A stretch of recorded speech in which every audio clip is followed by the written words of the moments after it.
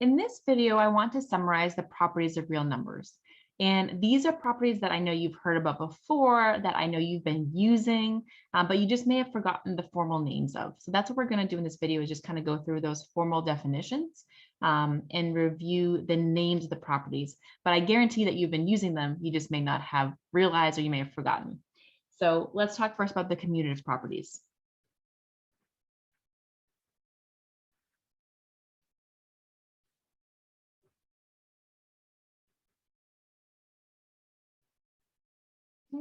And there are two commutative properties. I'm just going to write it as A and B just to keep it a little bit more organized. So there's one for addition. And then there's also one for multiplication. So the commutative property of addition says the following. It says that A plus B is the same thing, excuse me guys, of B plus A. Let's pause this for a second and check on the pup. So what it says is that the order doesn't matter when we add. Okay, so order doesn't matter. And again, this is specific for addition. So for example, 2 plus 1 is obviously 3, and 1 plus 2 is also 3. So again, one of those properties that I know you've all been using, but maybe perhaps you forgot the name of. And this also works for multiplication.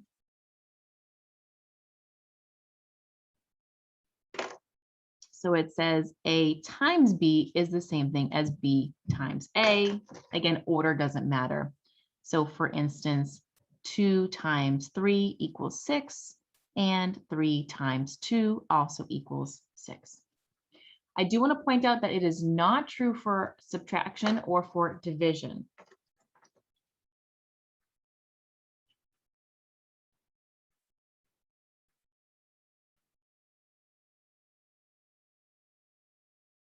Okay, so that is important. When you divide numbers, when you subtract numbers, order does matter. For instance, 1 minus 2 and 2 minus 1 produce different signs in the final answer.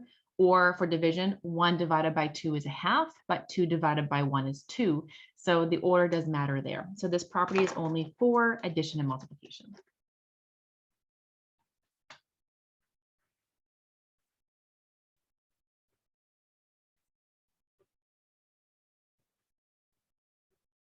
Okay. Now there is a related property called the associative property. And again, it also exists for addition and for multiplication. So we'll start with addition first. And it says the following.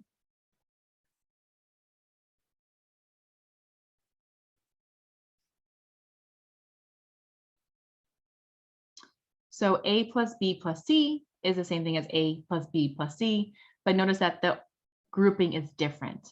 So if you're following the order of operations, we would do the addition here first and then add the C.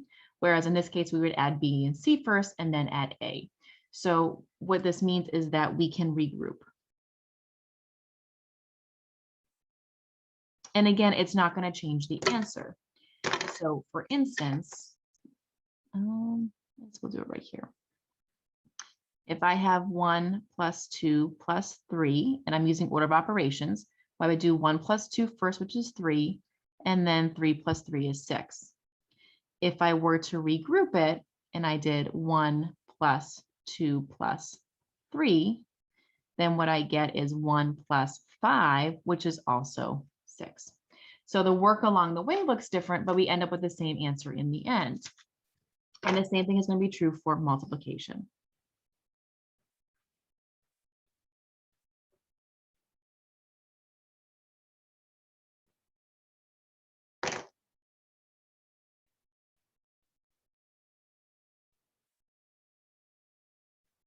So if we multiply A and B first and then multiply with C, or if we do B and C first and then multiply with A, again, we can regroup and it doesn't matter. So same idea here, we can regroup.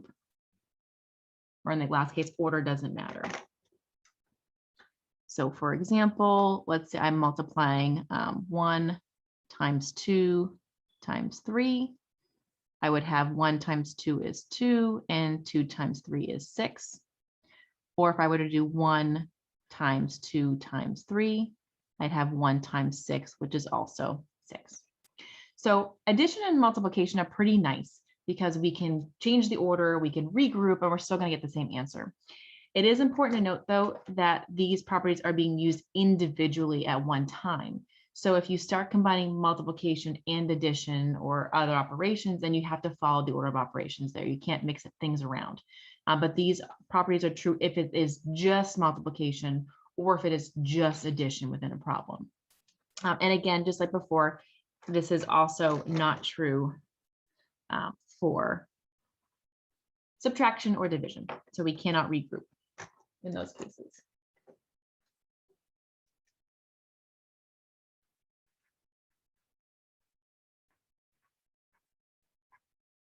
Okay, another property that we have seen, of course, is the distributive property.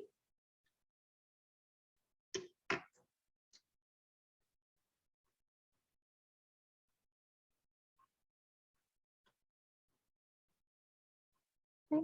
And what it says is that if you're multiplying something on the outside by a group, something in parentheses, we can distribute that value that's on the outside. It also works for subtraction as well. So it could be addition or subtraction here. And it does technically work even if the value is on the other side. So you could actually multiply in this way. Oops, sorry, that should be CA. And it works on both sides. Typically, we see it this way instead. It's a little bit rare to see that number on the right, but it does also work. So if you have a number touching parentheses, again, that's important. There's no plus or minus in between with that A, then we can just distribute it through. So for instance, if I have 4 and then 5 plus 1, I can distribute that 4 into my parentheses if I want to. So it'd be 4 times 5 plus 4 times 1, which is 20 plus 4, or 24. I notice you get the same answer. So if I were to follow the order of operations here and do inside the parentheses first, I'd have 6, and then 6 times 4 is 24. So we get the same answer. The distributive property tends to be most helpful when we have variables there. So as another example, for instance, let's say I have -3 times x plus 2. I can distribute that right inside. Here, I could not simplify because I have that variable there. So I'd have -3 times x plus -3 times 2, which is -3x minus 6. Okay, so another property that, again, I know you all know, but we're just really clarifying those names here. All right, so the next one, do the identity next, is the identity property. And again, there's an addition one and a multiplication one.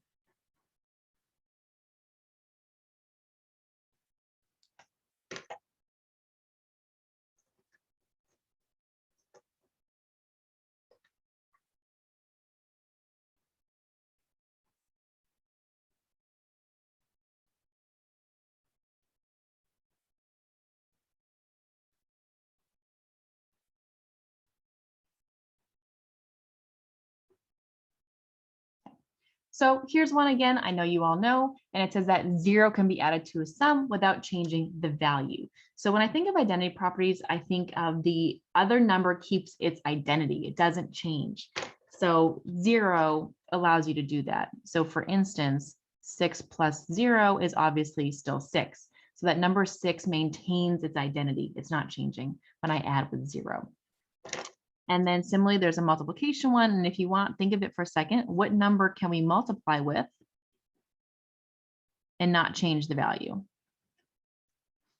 And of course, that answer is the number 1.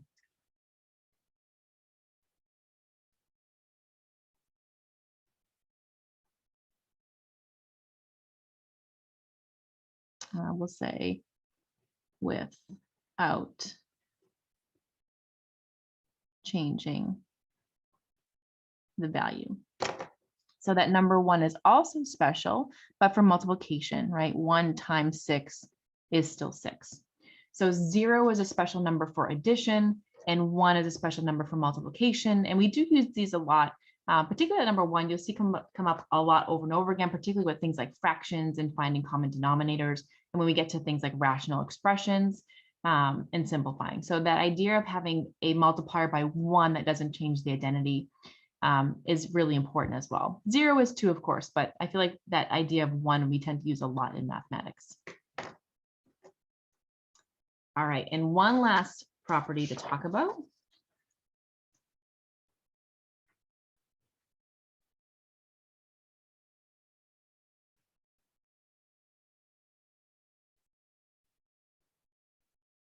And is the inverse property. And again, we have it for both addition and multiplication.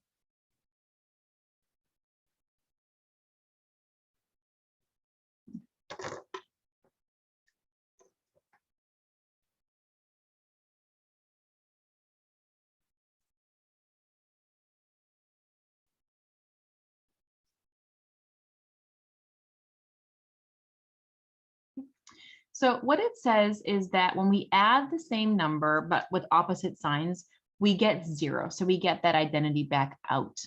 And these values are called inverses.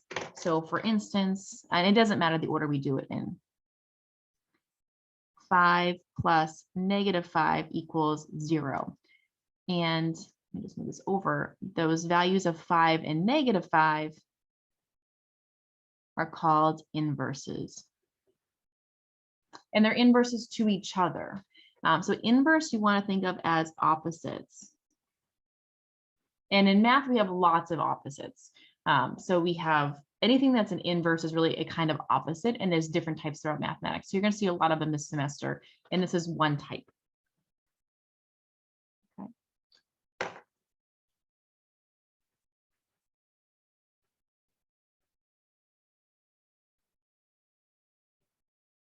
For multiplication, we have the formula a times 1 over a equals 1, or of course 1 over a times a equals 1.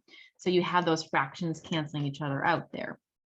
So for instance, 1/2 times 2 equals 1. You get this canceling of those values. And 1/2 and 2 are inverses. Okay. Now, when we talk about inverses, sometimes we will specify. So we may say that 5 and -5 are additive inverses because they cancel each other through addition. 1/2 and 2 are multiplicative inverses because they cancel through multiplication. So again, there's lots of types of inverses in mathematics. So if we cancel through addition, then we have additive inverses. If we cancel through multiplication, they're called multiplicative inverses. We also have other terms as well. So for additive inverses, sometimes we will just actually use that word opposite. So if a problem specifically asks for the opposite of something, it really is looking for the additive inverse. For multiplicative inverses, we say reciprocal. So if a problem asks for you to find the reciprocal, again, it would be the multiplicative inverse. So the reciprocal of 1/2 would be 2, or the reciprocal of 2 would be 1/2. So those are our keywords there. And again, we're going to see lots of kinds of inverses, which is why we do often specify. We may say something like additive inverse, multiplicative inverse, or additive inverse is also interchangeable with the word opposite, and multiplicative inverse is also interchangeable with the word reciprocal. So I hope this video just helped to clarify some of the terminology that we've had or that we've seen that you've already been using and maybe forgot about all those terms along the way. So these are 5 major properties that we really do see all the time in mathematics and particularly in algebra.